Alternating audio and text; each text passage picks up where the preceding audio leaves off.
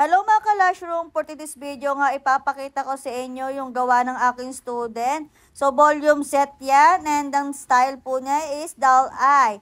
Diyan siya yung on the spot pinching. Ganito naman ang outcome niya pag zoom natin, pag gumamit tayo ng macro lens, and then ito naman yung gawa niyang classic cat eye. Sobrang kapal nga ng natural lashes ni client dyan, kaya nagmukha siyang mega volume na classic, pero ang nice pa rin, diba?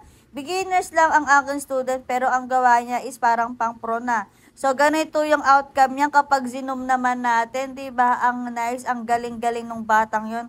Anyway, lahat naman sila is magagaling. And then, ang size na nilagay niya dyan is 15 to mm. Dahil ngayon, natural lashes ni client is sobrang haba ng kanyang lashes. Anyway, ang student ko pala ay nagpa 2 days sa akin. So, ang kanyang 1 day is nag-mannequin practice siya ng classic and volume and practice siya ng mga pinching. And pang 2 days niya is nag-live model na siya ng dalawa na classic at volume. So, ayun na nga. Thank you for watching. Bye!